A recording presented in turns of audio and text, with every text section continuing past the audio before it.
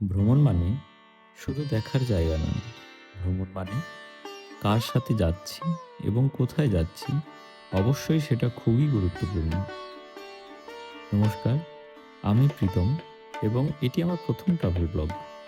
সেই ছোটবেলায় বইয়ের পাতায় পড়া দুটি স্থান আজ একসাথে ঘুরবো আপনাদের সাথে নিয়ে।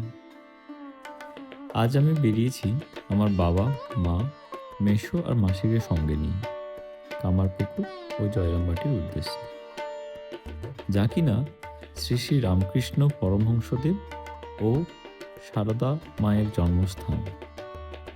ছোটবেলায় আমরা যেখানে বাবা মায়ের হাত ধরে যেতাম, আজ সেই হাতগুলো ধরেই আবার বেরিয়ে পড়া এ এক আলাদাই অনুভূতি। 1836 সালের 18ই ফেব্রুয়ারি শ্রী রামকৃষ্ণ পরমহংসদেব জন্মগ্রহণ করেন হুগলি জেলার কামারপুকুরে। উনি খুব সাধারণ ঘরের মানুষ ছিলেন, গ্রামেই বড় হয়েছেন, কিন্তু তার চিন্তা, তার কথা আজও মানুষকে পথ দেখায়। ওনার বাণীগুলির মধ্যে উল্লেখযোগ্য হল যত মত তত পথ, টাকা মাটি, মাটি টাকা। উল্লেখ্য, দক্ষিণেশ্বরের কালী মন্দিরে পুরোহিত হিসেবে কাজ করার সময় তাঁর ধ্যান ও সাধনার দ্বারা তিনি বিভিন্ন আধ্যাত্মিক অভিজ্ঞতা লাভ করেন। 1859 সালে তিনি মা সারদা দেবীর সাথে বিবাহ বন্ধনে আবদ্ধ হন, কিন্তু তাদের সম্পর্ক ছিল আধ্যাত্মিক।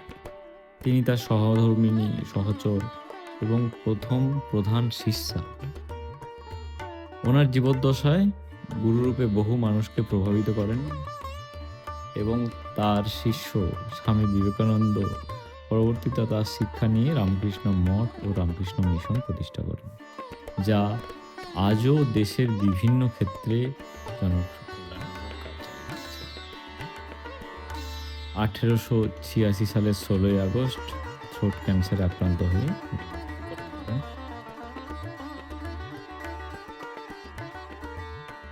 এখানে দর্শনীয় স্থানগুলির মধ্যে রয়েছে শ্রী রামকৃষ্ণের জন্মভিটা, হাবড়ার পুকুর, মন্দির চত্বর এবং প্রদর্শনী কক্ষ, এবং ওনার হাতে লাগানো আমের গাছ, লাহাবাবুদের বিষ্ণু বা দামোদর মন্দির, লাহাবাবুদের শ্রী শ্রী দুর্গা মাতা মন্দির, লাহাবাবুদের পাঠশালা যেখানে শ্রী রামকৃষ্ণদেব পড়াশোনা করতেন, রাস মন্দির, প্রসন্নময়ী প্রতিষ্ঠিত শিব মন্দির। এবার আমরা কামারপুকুর থেকে রওনা দিলাম জয়রামবাটির উদ্দেশ্যে। দুটি স্থান খুবই কাছাকাছি, প্রায় 7 থেকে 8 কিলোমিটার, কিন্তু কামারপুকুর হুগলি জেলায় আর জয়রামবাটি বাঁকুড়া জেলায় অবস্থান করে। মাঝে পড়বে ডেরেক গ্রাম ক্ষুদিরাম রামকৃষ্ণ সেবাশ্রম। এখানে থাকতেন রামকৃষ্ণদেবের বাবা ক্ষুদিরাম চট্টোপাধ্যায় এবং তার পাশেই রয়েছে শ্মশানেশ্বর। এখন আমরা পৌঁছে গেছি জয়রামবাটিতে। এখানেই জন্ম হয়েছিল মা সারদা দেবীর। মা সারদা দেবী ছিলেন শ্রী রামকৃষ্ণ পরমহংসদেবের সহধর্মিণী ও আধ্যাত্মিক সঙ্গিনী। 1853 সালের 22শে ডিসেম্বর জয়রামবাটিতে জন্মগ্রহণ করেন। অনেক মানুষ তার কাছে আশ্রয় ও সান্ত্বনা উপদেশ পেত। পুরাতন ও নতুন দুটি বাড়ি সংরক্ষণ করে 1923 সালে রামকৃষ্ণ মঠের উদ্যোগে এই মাতৃমন্দিরের স্থাপনা হয়। তিনি 1920 সালের 20 জুলাই মৃত্যুবরণ করেন, কিন্তু তার শিক্ষা ও আদর্শ আজও রামকৃষ্ণ মঠ ও মিশনে আমূলভাবে জীবিত আছে।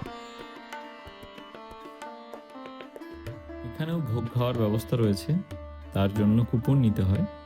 কুপন মূল্য 60 টাকা।